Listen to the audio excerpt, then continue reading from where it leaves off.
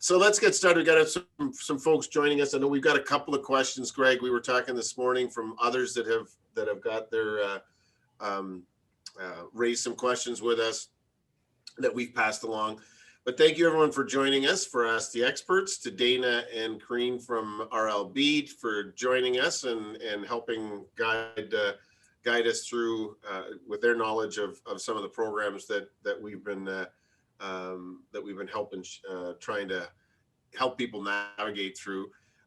Greg, I don't know, do you have any other introductory comments? I know there's one of the things I think we have both been saying to both the provincial government and federal government in budget consultations is the importance of continued support in these government programs, because while we are starting to think about what the reopening and the sort of new normal looks like, we're certainly not out of the crisis yet.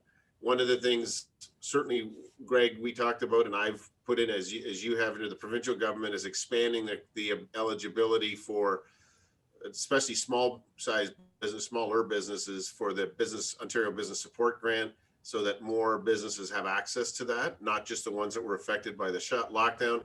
And to the federal government on the wage subsidy program and the rent program, and SERB, there's a lot of problems with people getting the next tranche of SERB as well, which is the bank loan program. We've been making those representations so that, because cash flow support for any business and our members in particular is going to be important. Anything else to add to that, Greg? Well, I would just add that, we're joined by Dana and Corinne from RLB today that you failed to. I did. I said it was, I mentioned them. I did do that. Oh, you must have faded out then when you said that. But it's your mic that you bought me that's pretty lame then.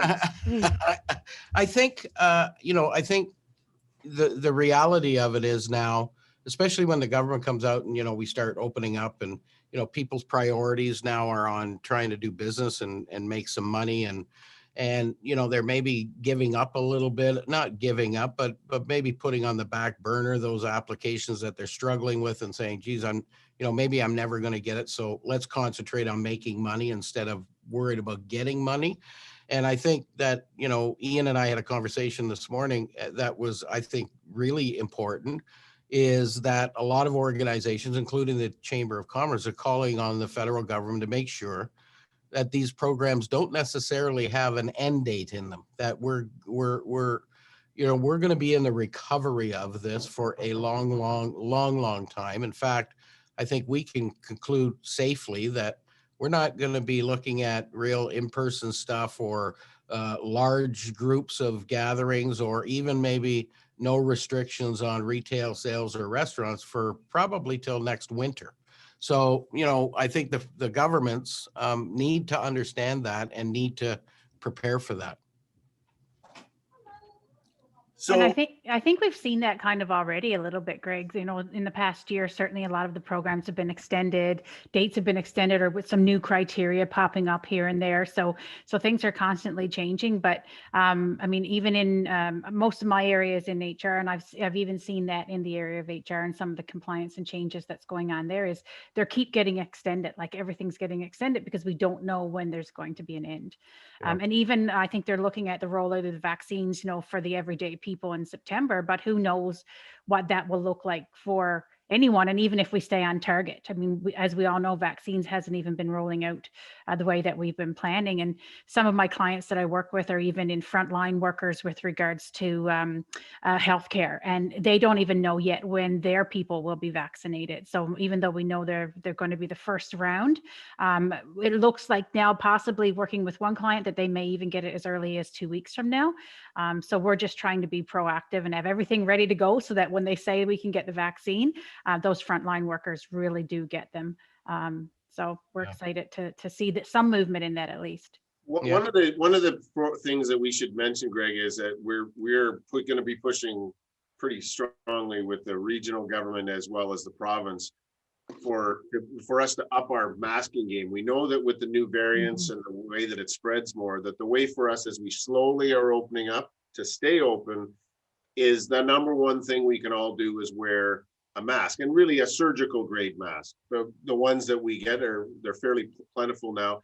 There is a government program, and I don't know, Greg, or you may want to touch on this, because we're going to be calling that, if so that we can stay open, keep people safe, ourselves, our employees, our customers safe. That having that surgical grade mask is going to be very important, that we can get through the next 8 or 9 months. And there is a program that helps with purchasing PPE. So I don't know, Greg, you want to start, and then maybe Dana or Corinne. That's an important one. I want people to be, they're going to hear about that need for enhanced PPE through the masks, and there is support programs for that. Yeah, and it's everybody knows the definition of insanity is continue to do the same thing over and over again and expect a different result. The fact is that if what we did in the fall and over the course of the summer didn't work to control the spread of the virus, then what are we doing differently this time to stop the spread of the virus? And so from our perspective, we say, well, you have to. Lockdowns are not a measure. Lockdowns are a tool to deal with failed measures. So the government put in measures, masking, a quasi mandated masking, because they said, one of the caveats was, if somebody's not wearing a mask, don't confront them, don't ask. It's not, just let them go because maybe they can't do it. Well, that's fine, but the problem is we're not containing the spread. And when Ian and I, being in the positions that we're in, and Tony Lamantia from WEDC, and even Ian Klugman and Hersey from Communitech, what we're basically saying is, if the business community wants to stay open, then we have to kind of take charge ourselves. And so that means we need to up the game and do something different, because the last go round, what led to the lockdown was workplace transmissions. That's exactly what public health was saying. No, we got to shut down the workplace. Why? Because that's where all the transmissions are happening, and that's where we got to shut down. If we can demonstrate as business leaders and as businesses in our community that workplace transmission is not the problem, and the only way to do that is to implement our own measures, then it'll be very difficult for the government to come along and say, you got to shut business down. And I think, every single business that we talk to every single day wants nothing more than to be able to do the thing that they do, and that's do business. So, it's our obligation then to our own businesses and our own operations to make sure we do absolutely everything to not put the government in a position where they got to use that stupid tool called a lockdown. And so, there are government programs, but more importantly, and I can't remember the name of the website, but there's a PPE you can acquire for, Ian, what's the name of that website? Supply and Protect, are you talking about? Yeah, Supply and Protect. Supplyandprotect.ca, and that's the one Amber French has organized, and it's available in small quantities for small business, and it's the best, it's going to be as good a price as you're going to find, because they're procuring on a larger scale. So it's pick and pull, what you need in the quantities that you need. And it gets shipped right to your, they pick and pull it out of their, from their partners and get it sent. But I think many of those expenses will be, or there's some of that is available for cost recovery from the provincial PPE. Yep, you can get $1,000 from the provincial government. $1,000. You can do that in chunks, right? It's not all at once. So you're up to $1,000 as you need PPE. So there is, that goes a long way if you're looking at masks that you may obligate your customers that are coming in your store, or for your own employees to use, that you have some ability to get those things covered.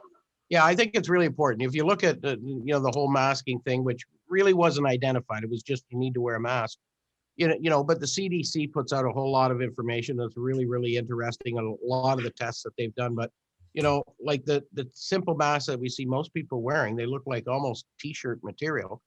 They have 2% efficiency.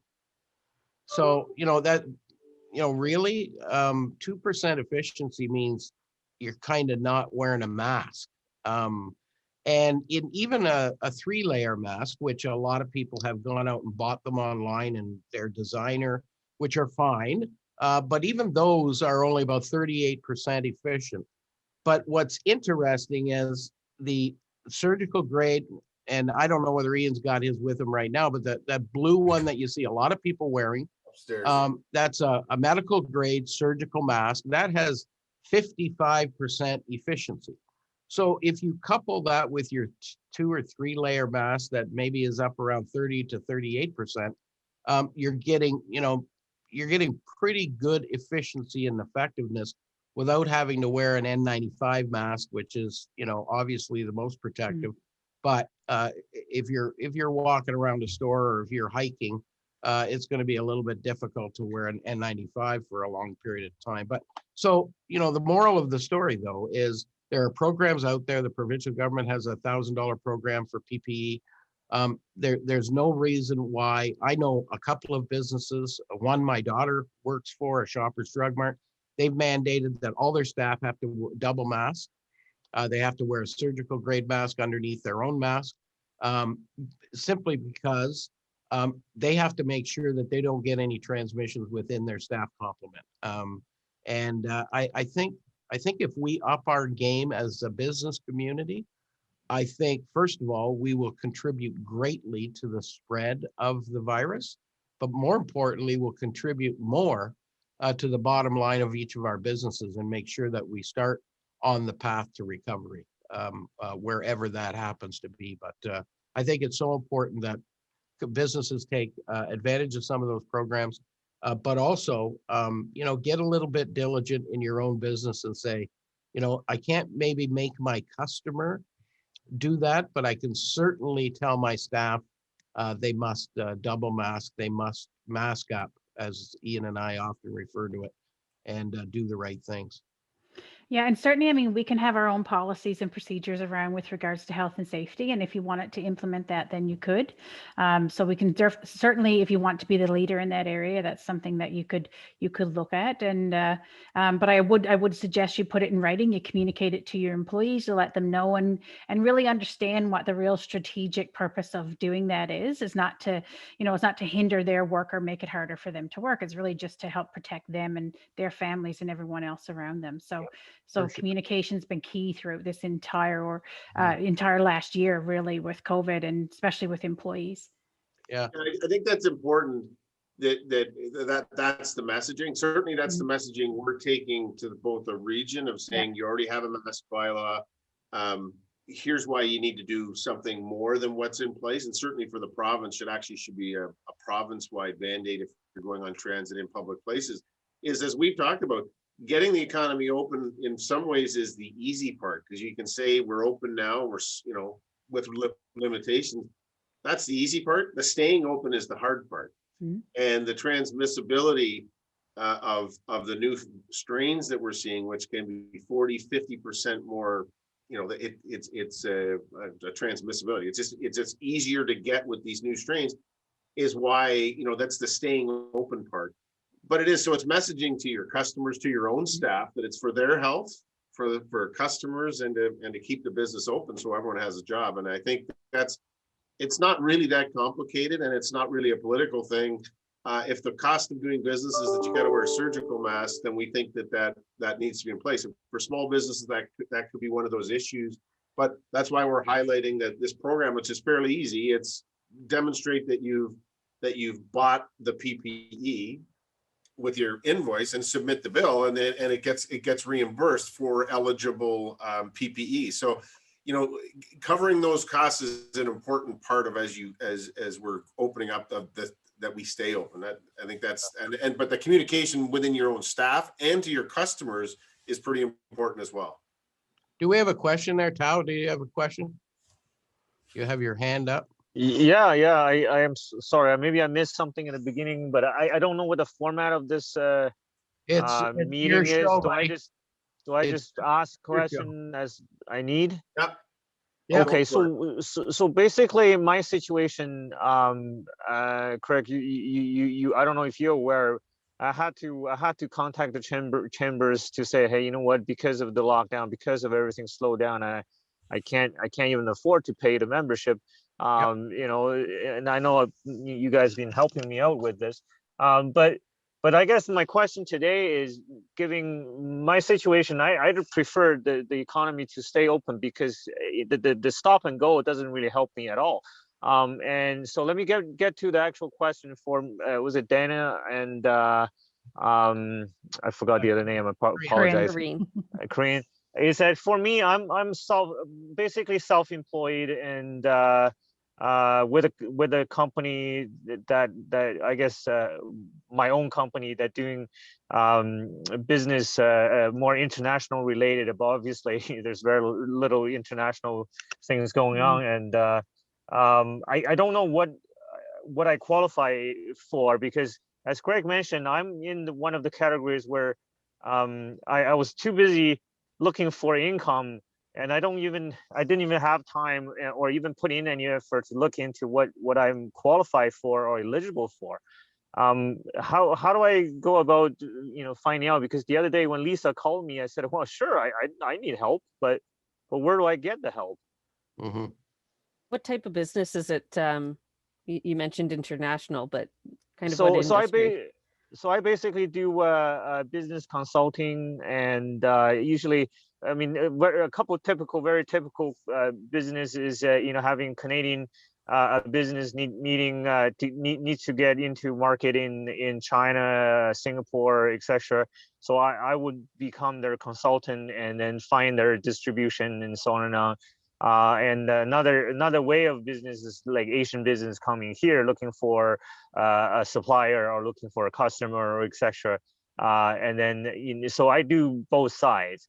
But my normal business activity requires obviously stay in touch with any potential clients and leads, and then going to trade shows and etc. You can forget about trade shows nowadays. Yes. But that's sort of business is what I do, and it's very difficult right now, as Craig was saying, and Ian was saying, that when things start, I'm going to just be very busy looking for all kinds of leads, potentials, and so on and on.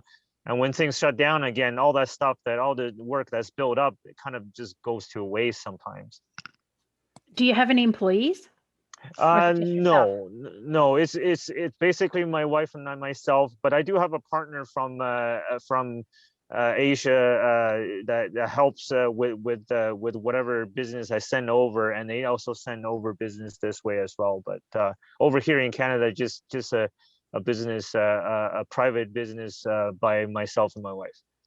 And is it incorporated, or is it No, just a sole it's just a proprietorship? private partnership. Yeah. Okay. And yeah, you're not renting a place, so you've kind of eliminated the wage subsidy and the rent subsidy, because those are not things that apply to your type of business. What about the SERB loan?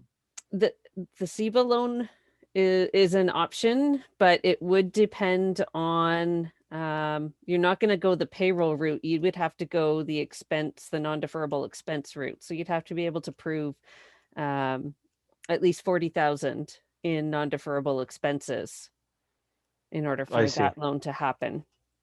And it is one that's a little bit involved in doing the application. You do have to have all of the receipts and paperwork showing those expenses.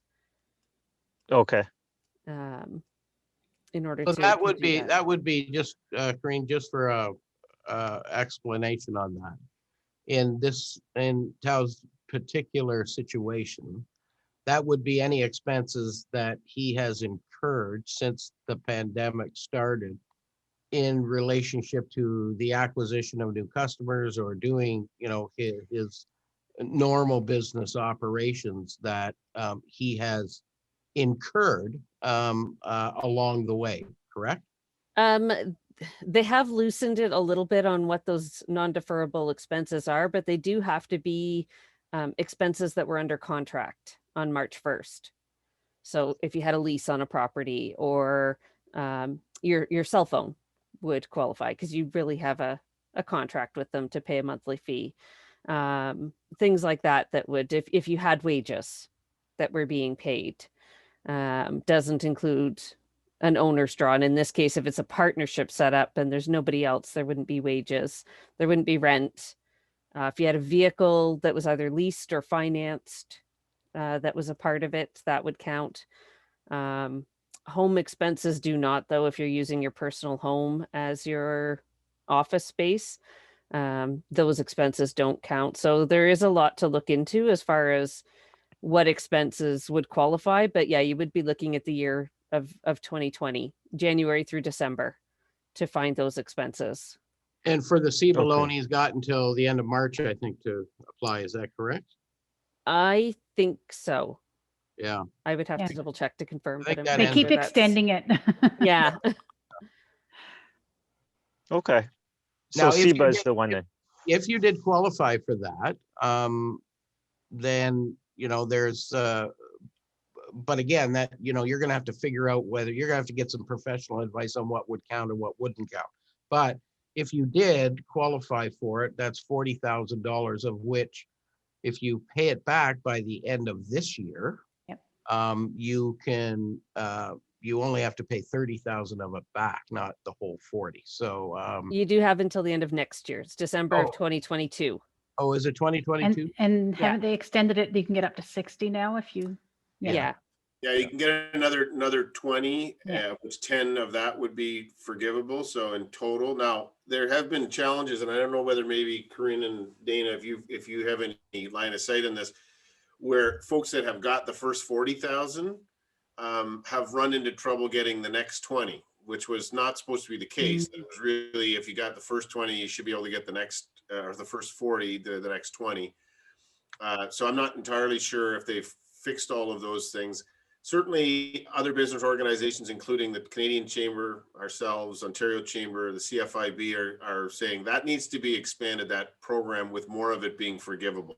Like probably adding another 20,000 and making 40 of the 80 forgivable or whatever, non-repayable. Mhm. So we're continuing to work on that, because ultimately loading on more loans onto businesses that are struggling with challenged balance sheets is not necessarily the way to go. But when some of it is, Greg, recoverable or non-repayable, it effectively acts as a grant. And that's why we started off the top also talking about the small business grant program, and that the province needs to, if they're going to get into that space for small business, needs to expand, make it more permissive, or make the eligibility easier. Because we're talking about cash flow support for these types of businesses that are going to need help to get through the next 3 or 4 months, or 3, 4, 5 months. What about the new and improved SERB program? So The it's not, CRB. yeah, it's not really even called that anymore. It's kind of a bunch of different programs that they have. Like one is if you actually have COVID, so it would be more of a COVID relief. One would be for family responsibility leave, like lots of people that are off now with children doing remote learning and all those things, which it really coincides with the family responsibility leave under the Employment Standards Act. And then I believe there's another one as well for people who don't normally qualify for EI. So some of those individual business sole proprietors as well that wouldn't normally qualify for EI. And I think that the EI program is also back again. One good thing about those programs is if you do have to go off because all of a sudden you've developed COVID symptoms, there's no waiting period for them. They've waived all of the 2-week waiting, 1-week waiting periods, so you can go into them right away. But Corinne, you probably know a little bit more about that as well. Yeah, the CRB program is the new one that they came out Yeah. with when they eliminated SERB and wanted people to shift back to the EI programs.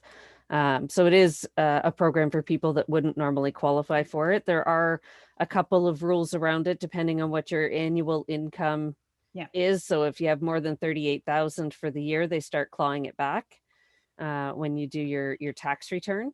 And there are some requirements to show that you have had a significant drop in your income, that it's reduced enough that you would qualify for it. Part of the problem you're maybe going to have, Tao, as well is, in essence, your business was not shut down. You're being a consultant and doing the work that you do, where you reach out, to a foreign country, and it's almost supply chain related. The supply chain has, although it's been disrupted dramatically, has been a continued format of enterprise, and that's where, you know, some of it might be a little bit of a problem for you, because you know, a lot of these you have to demonstrate your loss of business, which you probably could do, but you might be sent back to having to look at a simple EI format where, you know, you're a sole proprietor, your business has been disrupted, and you might have to try and go down that path and see if that would work for you as well. Yeah, so you're right, Craig. I mean, just reading or listening to all of you with the valuable information, the business is not shut down because I'm still trying very hard to get business. Unfortunately, the situation is just because of the market overall circumstances is very difficult to get any business. I mean, especially, you know, in Craig, I deal with China 80% of the times, and with the political landscape, with the you know, all the other landscapes combined, very, very difficult. And that's why, you know, for me, I look at it, I go, well, if the next few months, if I don't break open, I'm going to be breaking down, is pretty much what it is going to be. And I do have one question, Corinne and Dana, that you said that to qualify for what is a SERB, I have to have costs incurred under contract. Does that mean that anything, if I do enter into contract, like say, not back in the beginning of the pandemic, the first lockdown, but it would happen, say, like earlier this year, or even in the future, they don't count, or Yeah, they're looking for expenses that you were under contract to pay for before COVID hit. I see. So it has to be something that you couldn't, you know, turn off that expense, therefore not incur it and be okay. So that's why it is based on what the contract was back in. Yeah, March. it's not about a loss of revenue. It's about what you incurred in expenses. Yeah. Right. prior. Right. Thank you. Okay. Who else we got on here? Allison, do you have a question? Okay, Allison, go ahead. Allison is from a wonderful organization Yes, I heard that. called Access Student Talent and the Greater KW Chamber. So I work with Ian. So yes. So not with my Access Student Talent hat on, but more of my member support in COVID. I was talking with a member who's been struggling to access some government programs, and she owns a salon. So unfortunately, she was very busy this week and not able to hop on. So I thought I would kind of pass along some of her struggles. So she was planning to open late last March, early April, and then things got delayed with COVID. So she opened in June. She's applied and gotten rejected for the rent subsidy and the Ontario Small Business Grant. And the reasoning that she was given for the Ontario Small Business Grant rejection was that it didn't show that she had a 20% decrease in revenue, but she had no revenue in January and February. So I guess my question is are you seeing a lot of rejections, or are you hearing a lot of rejections? And is it a matter of, is there something in the application process that's maybe not translating? The Ontario Small Business Grant is actually specifically based on April of 2019 compared to April of 2020. If you did not have a 20% drop in those months, then you're not eligible. So I thought that they were going to make some kind of allowances for businesses that weren't open at that point yet. Have they done that? I haven't seen something come in. I Okay. know I have people that are waiting on it because just the timing of contracts and things that, you know, we're finishing up after COVID hit, that we have businesses that maybe didn't quite hit that 20%, but then in like May, just it bottomed out because things just were done at that point. They were all Yeah, locked up. So I think Allison, would be a good one to, if she can send you a quick email, if she's busy, at least you send it saying you spoke to that member, and make sure Yeah. to Greg and I, because him talking to the local MPPs, it's budget season and we still have the budget process. And we've been saying, these are some of the areas where when it was first announced that we thought it was either 20% drop or, there was 2 or 3 criteria. It seems that it has to be all of them. And it's no different than the federal programs. Dana and Karine can talk about this, is they've decided if you weren't in business or didn't have a CRA number at a certain point in time, that you're not eligible for the programs. Mhm. I think there are, and it's the way these are designed is most of them are online, so that if you don't satisfy the criteria, it just kicks you out entirely and says no. And my understanding, and again, Greg, maybe you can chime in on this, is that they're, I don't think it's a formal thing, but I think they're trying to be more permissive or Accepting. accepting. But the problem that they're going to have in this case is because they weren't in operation for that April, having those April numbers.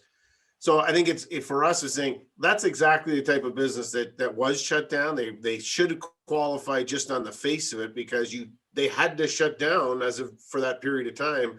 It doesn't really matter what that they're down, 20 or probably 100% probably. But I think we got to get some of those examples and say, here's how, and what's the mechanism if you don't have, because it will kick you out if you don't have that financial report. And that's what my dry cleaner said the same thing. He got, something that kicked him out and it won't let him edit him. And I said, keep applying. Yeah. Right. And I think that's one of the things that we want to encourage folks that you were talking to. But those examples are good that we can take to the MPPs, the minister's office, and say, here's how you have to fix this, right? Yeah. Or at least give a number where you can appeal, or something that says if you miss on all of the criteria, that there's someone that will actually take a phone call and try and separate someone, that one should not be screened out like that. That should be. It's not like a piece of IKEA furniture where if you miss a step, you're still okay. You gotta do all of the steps. Otherwise it's not okay. That said, the government did come out in early January and say by the end of January, businesses who were not in business prior to COVID, that maybe started up since the original lockdown, would be eligible for the OSBSC or SG program, but they were going to release that information at the end of January. I do not know, Dana, I see you're nodding your head, but I haven't heard anything out of the provincial government. I've been trying to get some answers on that, because there are, we know a number of businesses started after COVID started, and they're in the worst shape of all, because they've poured in all of their life savings, and now they're in a real jam. So hopefully the government comes along and fixes that shortly. And I did go into the application to see how far I could get, to see if I could get some information. Yesterday I couldn't get super far, but there was something in there that said, I think there might be a calculation or some kind of criteria if you weren't open in April 2019, but it's not, I can't find it published anywhere. Like, I don't know if it's embedded in the application, but I can't find it anywhere. We need to get that information. Yeah, Corinne would probably, like, I know the wage subsidy, Corinne, they had like various ways you could kind of qualify. One was if you didn't have income in the first couple of months of the year, you could use different criteria. But I don't know if they did for this particular one. There may only be that one criteria, right? Which is really unfortunate, because again, it is a computer program and you click it in, and if you don't make it, you don't make it, right? See you, Greg. Thanks for joining. Yeah, I think one of the things. So go ahead, Karine. I was just gonna say, you mentioned the rent subsidy as well, that she wasn't eligible. Can I ask why that one? Because, like, did they give her a reason? Because that one. Not that I have. So I was curious whether the timing of her business opening had something to do with that as well. No, because it's kind of an either or situation. You have to meet one of a set of criteria. One of them is Okay. just that you had a business number on September 27th. Yeah, and that Okay. that seems to be the date of it was that September date that you had to have a business number or the My CRA account or whatever. Otherwise, it just screens you out. And I know in weekly or a couple of times a week calls that I have with Ottawa and deputy ministers there, that they're aware of some of those ones where like that's just can't be the reason you say no is that you didn't have your My CRA number, right, or your business account, and so they're working their way through that. The program doesn't lend itself because it's all online, and if you screen out on one thing, it just boots you out of the system more or less. So, but that's a good question for Allison, because I think that's that you're talking about the rent program is this new rent program is different than the first one. Yeah. But as long as they had a business number on September 27th, which it sounds like because they started before Yeah. that. And I They think should that's be the able to struggle, tell. right? Because she's gotten 2 rejections now, and she's like, I don't know what to do. And there's not really an easy government number to call to kind of walk through the application. No. Yeah. But And now she's back open and she's busy. So yeah, I think that the thing though is on some of these programs, especially the federal programs, there are timelines here. Wage subsidy may not be applicable because she's been closed for that, but be careful of that. Is even if she takes the time to send an email to about why it's been rejected. I think the experience. I wonder if it's her revenue. Now that I think about it, it's her revenue comparisons that are probably disqualifying her because she didn't have comparable revenue.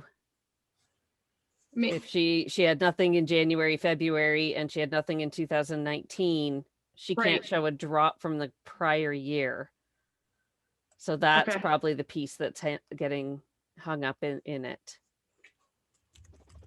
so then that would disqualify her. Yeah, they have not come up with another way unless she had bought a business. So if you, it causes hangups in the system in the application, but if you buy another business, Yeah, and I think that's what I'm getting at here is all of this is right. We hear this repeatedly. I think the only way through some of these things is someone to write a letter saying, here's my business. This is exactly what happened. And it needs to be taken through, in my case, Frances McCrae, who's assistant deputy minister in industry, but she's on a call each week where we can say, here is Betty or Bob's business. This is why they're being excluded. Because they need somebody to pick up the phone and sort of on a one-on-one basis, because they really don't have an appeals process, and they don't have any way that you can say, well, like someone would say, well, of course you should fit into that. It doesn't exist right now except for one-on-one. And so Allison, I mean that's what we've been always saying to people is send me an email or send Greg and I an email. We'll take that through the local MPs, MPPs, the bureaucrats that we're working with, because that's one where it should be. Okay, nail salon or a personal care, we know that they've been open and closed, and they this is not the first time they'll have found these types of challenges. The problem is they can't do a system-wide fix on it, because they'll get stuck on, well, there's other personal services. So I think they're down to the squeaky wheel with the email getting the right person saying, like, this has got to qualify, and here's what we need to do that. I use the example, Dana and Karina, is our chamber has got the wage subsidy program, which has allowed us to keep going. It took us about 7 months because they kept rejecting us because we used a third-party payroll provider. Now, yes, that one took a while to come out. I don't have many skills at life, but persistence is one, and getting angry when I'm being told the wrong answer is a second one. And I just kept saying to the right people and going further up the food chain and saying, are you telling me I can't get it? Because it specifically says that I'm supposed to be eligible for it. And it took senior people in Ottawa saying, well, of course we don't want to, well, maybe it's they just didn't want to piss me off, but I think it was more, they were saying, you're supposed to be able to get this.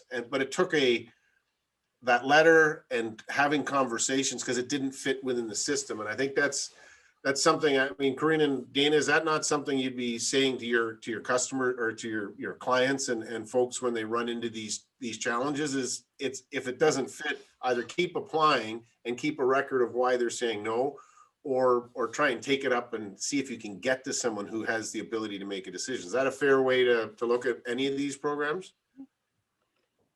Yeah, definitely. It has been something we've seen a few people come back and they've been declined, and yeah, it's reach out to your MP or someone to let them know. And I think the chambers are here to help. I mean, it's one of the things we're doing, is why we're doing this Ask the Expert. We want to hear about these examples. Easy for us because we know the people that can kind of get to the right folks. Is if anyone listening into this or watching it later tonight, you know, or dealing with your own professional like RLB or others, is make sure that you include Greg and I, and because we will have those access points to MPs, MPPs, and the folks that might be able to divert it to the right place. Okay.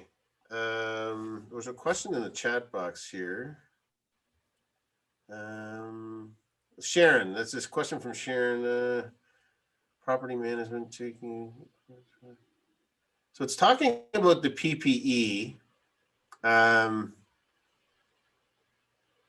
I don't know if you want to come off or open your or come on and talk about this, because otherwise I can read it.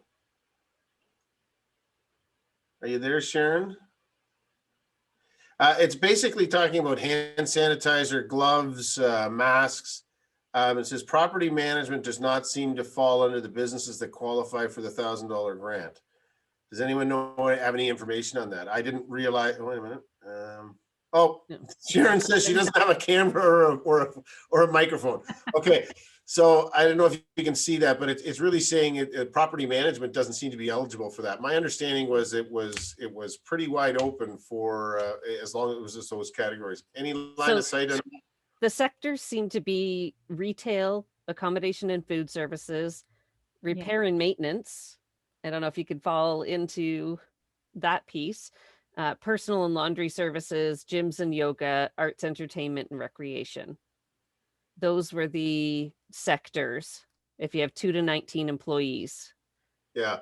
So I think the size of business does matter, Sharon. I think the other part to keep in mind is, and this is, people are doing this, and I frankly am, you know, when people suggest this, I don't dissuade them of it, on whether it's the Ontario Small Business Grant Program or this one, is pick something that actually does work. And I keep saying, keep applying, pick a new category, wait, you know, try if it doesn't seem to fit. I agree with you, what Karine said.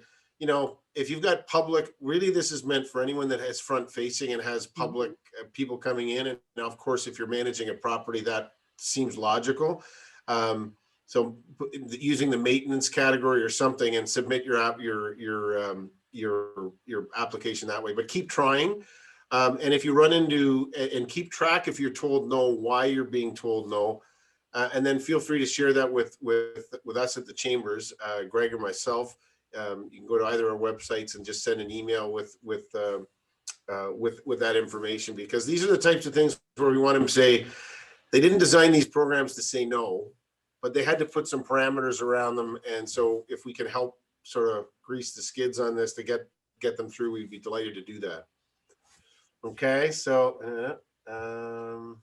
yeah, I think there could be a couple. I mean, even accommodation kind of falls into that property management piece. Like, I think you could probably try a couple options in I think she see what says works. Repair and maintenance only seems to include the mechanics. I mean, for the small business grant, a lot of people are just saying, I'm a dry cleaner, my business is down 50% because of the lockdown, and there's no category because it's explicitly not supposed to be for dry cleaners. A whole bunch of them are just picking a category and applying for it. So I encourage you to pick one of those and see, and keep your fingers crossed. And if you're being turned down, let us know. We can pass that in and try and get those parameters expanded, because that's we want people utilizing programs like this one.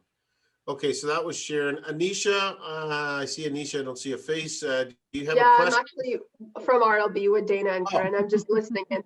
Okay, sorry. Well, you can ask a question if you like. We brought extra support. Yeah.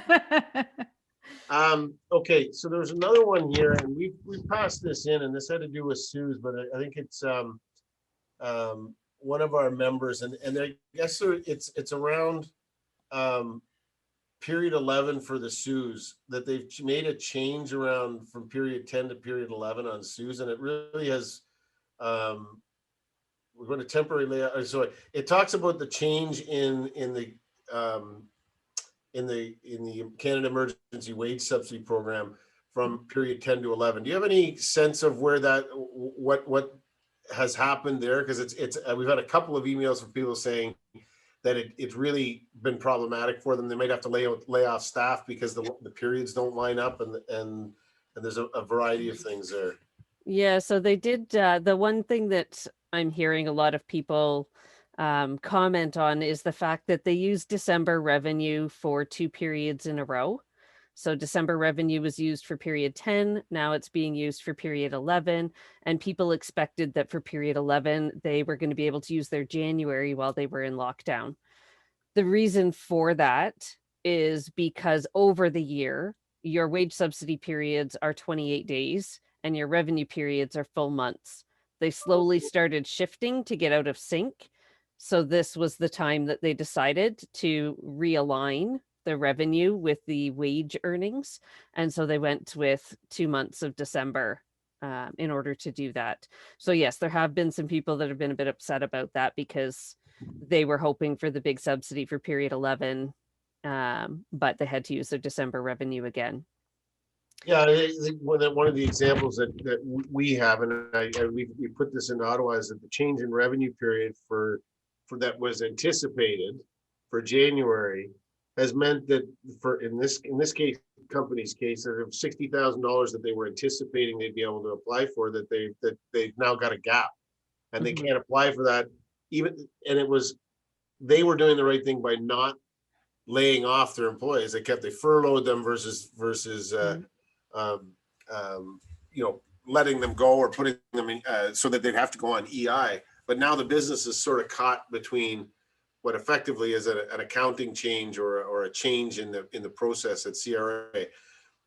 You've heard that. I take it when you hear these stories from your clients and folks that you're working with, you share those with your partners and local MPs as well. I know you're in Guelph, but and your local chamber and others, because these are the types of stories where, and I know this one for sure has, because Art sent this into the ADM in Ottawa.